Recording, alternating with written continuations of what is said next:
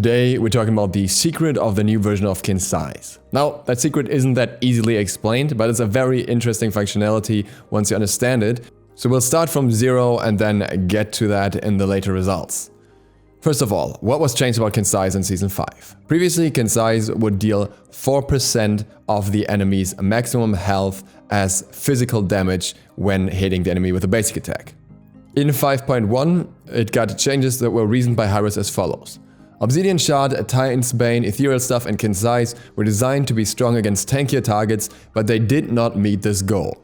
Given the way the numbers worked out, these items were often equally efficient against squishier enemies. This prevented us from bringing up the strength of these items when tank metas were strong. These items could combat heavy tank metas with balance changes, but we couldn't actually make those changes. These items have been redesigned to be specifically weaker than their Season 4 versions until the enemy being targeted has reached a certain health or protection threshold. At that point, they get stronger the more defensive your enemies are.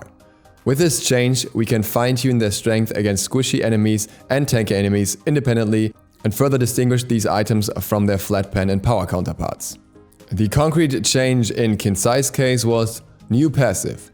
On basic attack hits, deal physical damage equal to 3% of the target's maximum health. If the target has over 2000 health, your basic attack's bonus damage scales up, capping at 5% max health on 2750 HP targets. This only affects guards. This change actually has a bit of an interesting history on my channel because I initially understood the passive as the maximum power value, then I got told that that's not the case and it's actually the current health value, and I went with that, and then I got told that it was actually the maximum health value, and I wasn't really sure anymore, so I went to check it. And what happens is that the damage value is estimated by the maximum health value at all times. And this is very important for how the item functions. We get back to that. In other words, if your character has 3000 health, but when you get attacked by someone who has Qins Sais and have 1500 health left at that point, he will still deal 5% bonus damage per basic attack through Qins Sais. And this is relevant for a recent video I made where I talked about the new mage build, which will offer you around 2200 health, but a lot more health when we're talking about the effective health values due to the fact that you get a shield at a certain point through Book of the Dead. Because of the way it works, it's hardly relevant. You will get a slight damage increase on a single basic with Qins up to around 3.5% instead of 3%, but that really doesn't matter in the bigger picture. The bigger part of the extra health, so to speak, that you get is a shield which is unaffected by Qins Sais and doesn't even happen at the start, but rather throughout the fight, at the middle of the fight, when you're at half health. When I tried to test those damage values, I had some weird glitches. Because of these glitches, I asked Flairboot and Schnitzel if they had checked the values for Qins Sais already, which they hadn't, but they went into jungle practice and tested a lot of things in that regard, so thanks to them for making this video possible. Flairboot provided me with the stats for Qins Sais that I needed to do the rest of the calculations, and I will show these to you right now. As you can see in this graph, Qins Sais has linear scaling. That makes things a lot easier in that context. That means until 2000 health, you deal 3% damage. After that, there's a gradual increase in equal steps all the way up to 2750 health, at which point the damage will always be 5% extra. A very simple increase purely based on the enemy's health. What numbers does that actually translate into? Flairboot also made a table for that, which you can see here. At 2000 health, we have the 3% damage, then at 2150, at 3.4% damage, at 2300, it's 3.8%, and so on, all the way down to 2750, where the 5% damage is applied. Now, next to that, you'll see the values for Qins Sais, the actual damage values that Qins Sais has at that point, in order to understand how much damage that translates into. You see that the damage starts at 60, halfway through we're at 95 damage, and if we go all the way to the cap, the highest number of damage you can get out of Qins Sais is 137.5. And this is very interesting. When you look at the first damage value, which is 3% of the target's health, that's 60 damage. However, the last value, which is 5% of the target's health, is more than double, even though it's just a 2% increase, due to the fact that the health of the enemy increases as well. Therefore, the actual difference between 2000 and 2750 health is a 129% damage increase on the Qins Sais passive. Is this even relevant though? Do targets even reach those health levels? Absolutely. The rounded base health values for guards at level 20 are somewhere between 1,700 and 2,600. Obviously, many of the mages are towards the low end of the spectrum and so are the hunters, but that doesn't mean all of them are. Quite a few hunters and mages are also above 2,000 health, so they're already affected by Qins Sais without any extra items. Take for example Shang Kui, who already starts with 2,150 health. And that again is just the base health. Mages build health at the moment. Assassins can invest into health and some do. Warriors build health and Guardians build health. The only one you will rarely see building health are hunters, but even there we could see a revival of the slightly bruiser-oriented builds, as we for example seen them on Skadi in the past already. And that brings us to the damage values and also the secret. So, what I tested was different damage values and how they affect Qins Sais, or rather how they affect how many hits you're required to kill the target.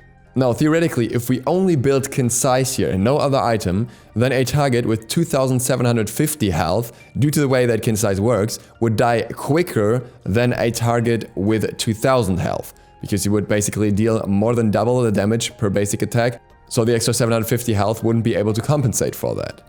And I was interested in how exactly that works if you factor in some basic attack damage. I checked the damage in the background footage, and the basic attacks that I landed on targets, depending on the target, would usually deal roughly around 200 damage. These are more specifically the basic attacks with a 1.0 scaling.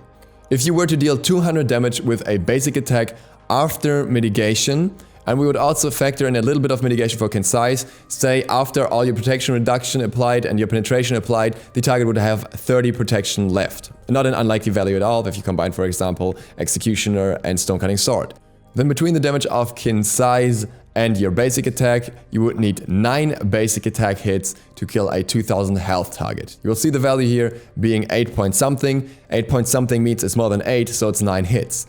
And now we go down this chart all the way to 2750 health. And what you see here is that while it requires you to deal a little bit more damage overall, there's no difference in the amount of hits that you need. You still need exactly 9 hits to kill the target. We have to factor in that there are other damage sources that may factor in, like for example abilities or other guards damage, and that can skew this a little bit. But overall, you see that the damage values here are very close.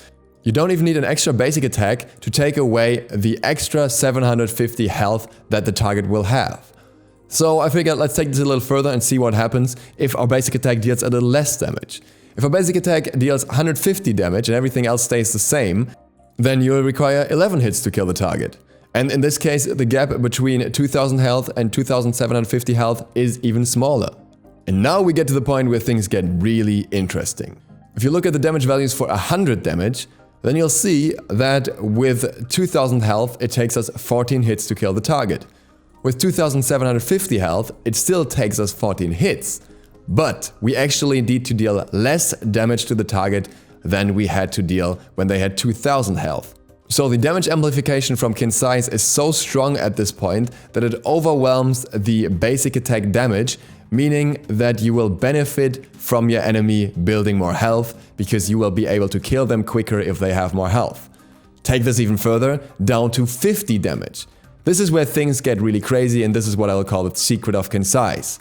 If you deal 50 damage, then you will need 21 hits to kill a 2000 health target. But you will only need 18 hits, so 3 hits less, to kill a 2750 health target. That means you will literally kill a 2750 health target quicker than a 2000 health target with the basic attack specifically. If you're familiar with protection stats, etc., you may think this is not that relevant because you will only achieve such low basic attack damage by the enemy having a lot of protection, meaning the damage from Qins Sais itself would be reduced too. And you would be right in that regard if it wasn't for one specific thing that many assassins especially benefit from. And that is damage multipliers on the basic attack. Many assassins have quicker basic attacks that only deal 0.5% of the normal damage in return for the quicker attack, like Kali or Arachne. Those guards benefit heavily from how Qins Sais works right now. If we look at the other end of the spectrum, just to make clear how much of a benefit there is, even if your basic attacks would deal 300 damage per hit, it would still only take you one extra basic attack to kill a target with 750 more health. As such, a Kali with a little bit of power and a high amount of attack speed, which is able to pretty much get more than 3 basic attacks off per second, will be able to apply almost 400 extra damage before mitigations to a very high health target per second.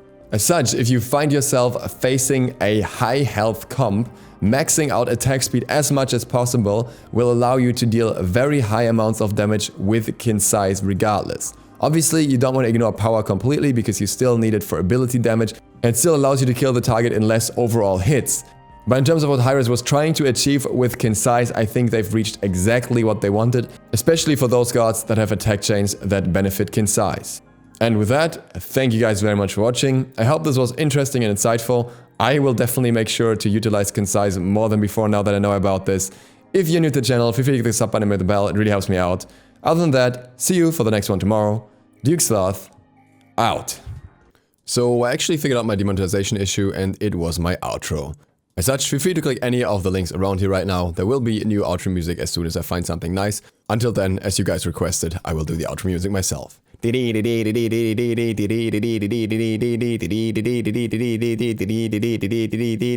You're welcome.